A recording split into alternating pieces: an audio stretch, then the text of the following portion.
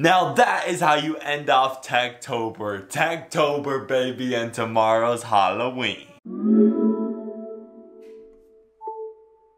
How is everyone doing on this Tuesday where Apple has announced in New York City 3 different products and 2 just didn't show up, but those 3 products are exciting. The 2 products that were a wild card going into the event were AirPods 2 and AirPower, and we didn't see an announcement on those 2 products. But with this event was like, it kind of made more sense not announcing those 2 products even if Apple were to, because this event was more centric on the fact of just creativity and general, because guess what, they released the brand new iPad Pro, which is fantastic. It's like a portable charger, and Apple finally delivered on long-awaited refreshes to the MacBook Air. We got a MacBook Air refresh and the Mac Mini, the original Mac Mini, which those 2 haven't gotten a refresh almost since 2012, so long ago. Those 2 products and the iPad Pro got a refresh, a nice refresh you might add, along with the Apple Pencil. I guess you could consider that, but the first one we have to talk about is the iPad Pro, which is for sure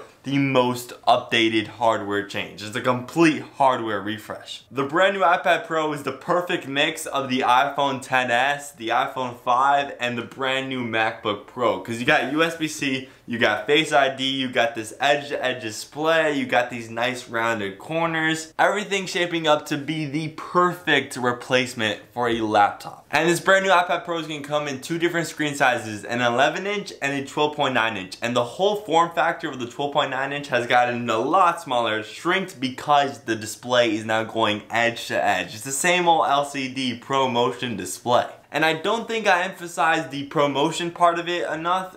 That's the 120 Hz refresh rate part of it. And that thing is like butter. If you ever go to a 2017 iPad Pro, that thing is like butter. I guess this new 2018 iPad Pro is even more butter with this brand new A12X processor with 8 cores for the GPU, 6 cores for the CPU, and this brand new neural engine. This thing is a powerhouse. According to Apple, it's faster than 92% of mobile laptops. 92%. Adobe is so confident in the A12X processor that now Photoshop is going to come to the iPad. True Photoshop in its full version. This is just one of those things that kind of has me having another look at the iPad Pro, and I think Apple is doing that on purpose. I mean, there's many more things I have to get to. The next thing that I have to talk about is that this brand new iPad Pro comes with USB-C support, and you know all the things that USB-C comes with. It comes with that fast charging, external support for a 4K, 5K monitor. You can transport photos and videos with a micro SD card, an SD card. You could charge your phone with it. That's why I was talking about a portable battery charger, because you can now charge your iPhone via USB-C. Adding USB-C on the iPad was the smartest change Apple could have done to this, because it now makes it more of a computer that any other change could have done. I also quickly highlighted this, but these brand new iPad Pros have Face ID, and they don't only work vertically, they also work horizontal, so you can just play around with it and it will unlock. This is using the same exact 2nd generation Face ID that's found on the iPhone XS and XS Max and the iPhone XR Rainbow. It's the same Face ID tech, I guess it just has to do with the software, and Apple did some software magic that they didn't do on the iPhone. And they could do it, but they're saving it for the iPad Pro. There were rumors that we were going to see an Apple Pencil 2, and yes, therefore we shall see an Apple Pencil 2. It's not actually named Apple Pencil 2, it's just named Apple Pencil, and that's it. This brand new Apple Pencil could magnetically connect and charge this brand new iPad Pro, and all you have to do is like that, boom, and it connects and it just charges and pairs perfectly.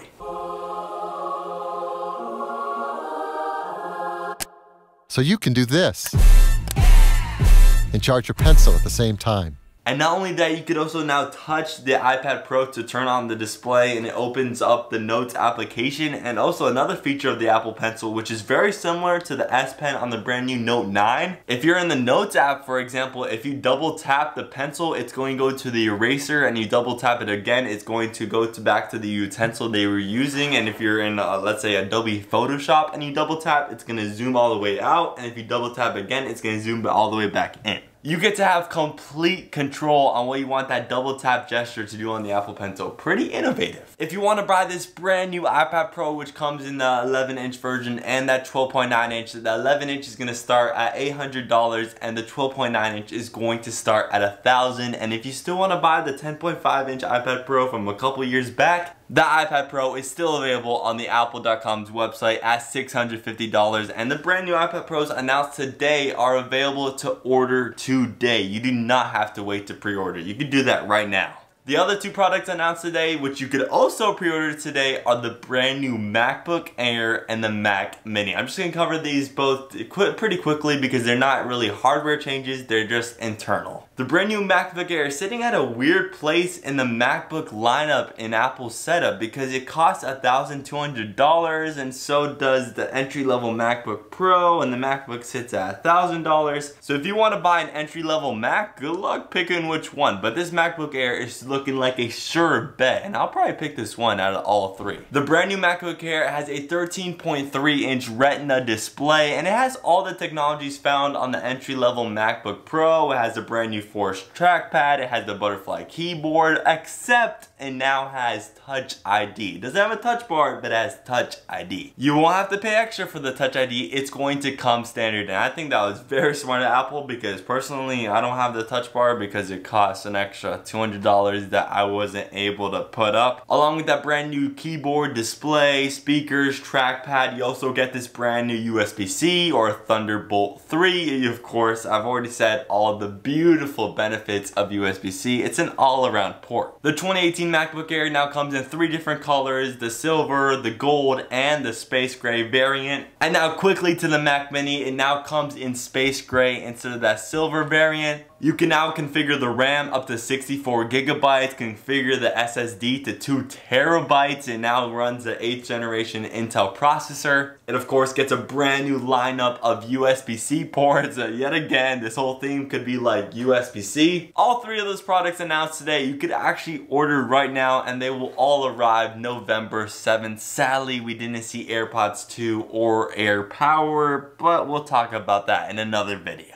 Make sure you subscribe if you haven't already, and I will see you tomorrow for the latest and greatest.